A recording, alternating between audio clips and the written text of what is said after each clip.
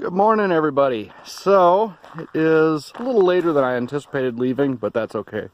We wake up when we wake up, and today we woke up at 7:30, not 5. Partially because we didn't go to bed till midnight. We were sitting around talking about what we were going to get today and blah, blah, blah. Anyway, and talking about how I don't think that I'm comfortable with how anchored their building is. So, fairly confident that this building won't float away.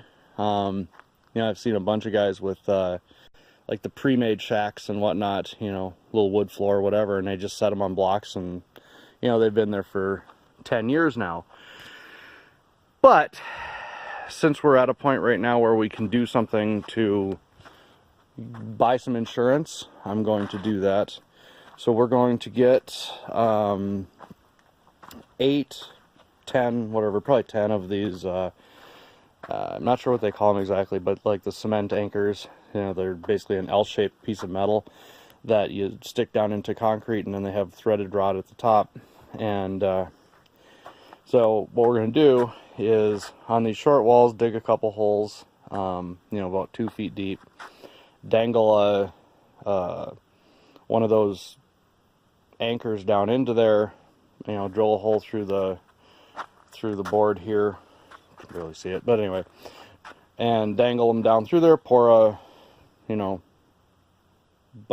3 cubic feet of concrete down in there, so that's a few hundred pounds each, and so we'll have 3,000 pounds of concrete hanging off the walls, plus whatever dirt we mound up on top of those. So I think that'll anchor us well, plus the fact that the building weighs 4,000 pounds helps as well. So, and then of course we'll be putting shelves up on the walls, and we'll be stacking all of our junk on the shelves. So I'm not too concerned about, well, I'm no more concerned about this building blowing away than that 4,000 pound trailer sitting over there with the same stuff inside of it. Of course the difference is here we don't have a floor that's connected to the walls necessarily, so that's why a little extra anchoring seems like a, oh yeah, there's another victim. Blew a tire on this thing. Alright guys, check it out. We got our first piece of mail from Google. So yeah, our mailbox works. Hey guys, so yesterday we got back from the big city of Alpine, and it was really windy and whatever, so we just kind of hung out in the RV all night. But at one point we heard this crash, and I was like, oh shit, I know exactly what that is. And I came out, and this solar panel had blown over on its face. Actually, I flipped it over expecting it to be all shattered and whatever. Turns out it just got a couple little scratches on its face, so it seems to be producing power still.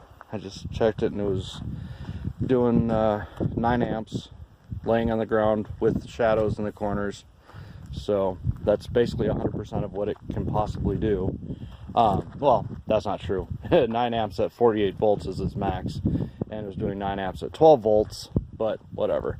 That's probably all that the batteries need in the RV, because all we use the batteries for is to run the little lights and to run that furnace. Furnace doesn't work very well. It kicks out constantly. Basically it runs, you turn it on, it runs perfectly, but then the next time it turns on, it just runs the fan and it never actually fires up.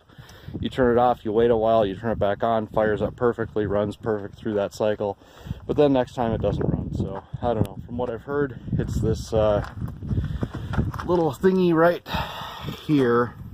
It's a little time delay relay, which that could be it. There's also this switch, but I don't know, I hooked my meter up to it, and every time I flicked it, it made the circuit, so I don't know, I don't think it's that.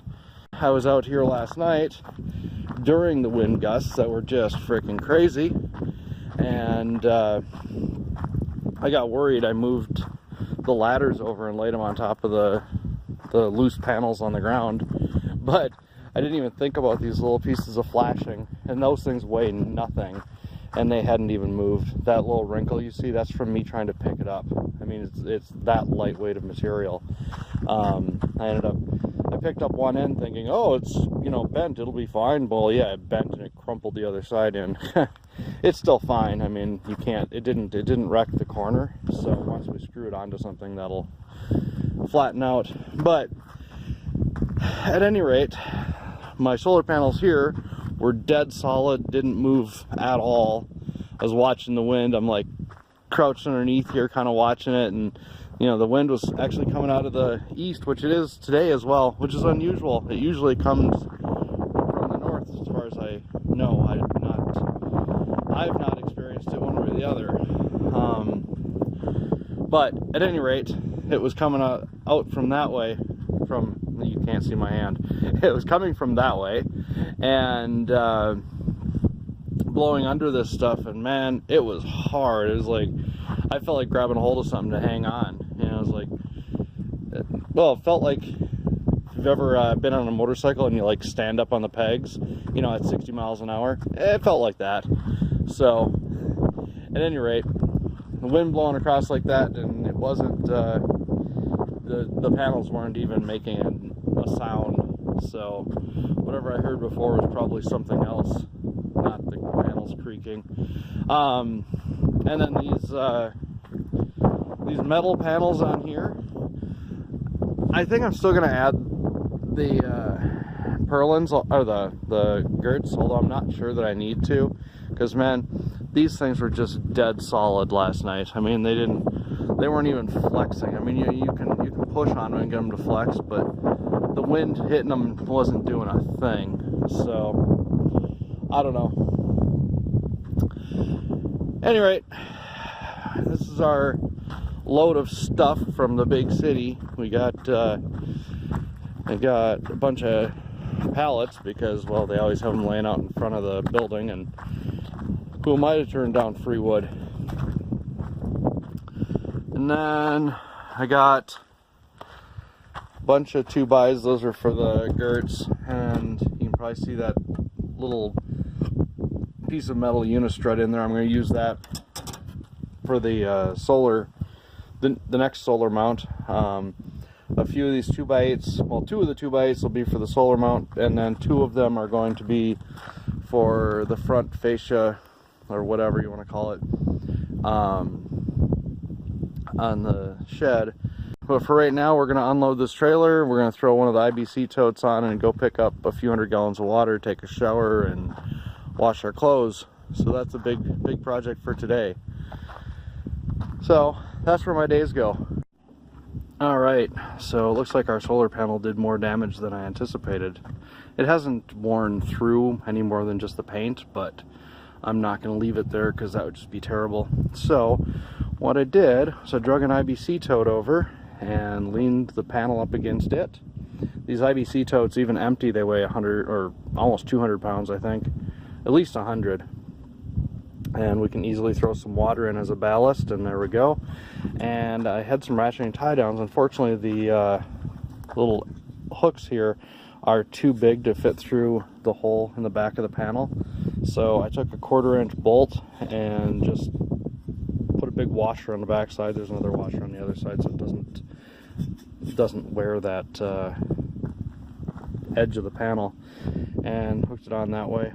And I was thinking about using a key ring, or possibly finding some quick links. They're like a little piece of a chain, but it's just got a screw thing on the side for like hooking 2 pieces of chain together or whatever.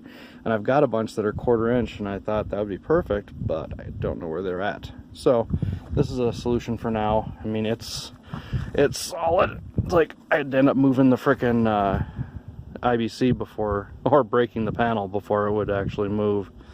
So anyway, it'll work for now, and we'll figure out something better, or just end up hooking a good charger up to the AC that comes from the other solar system and skip this.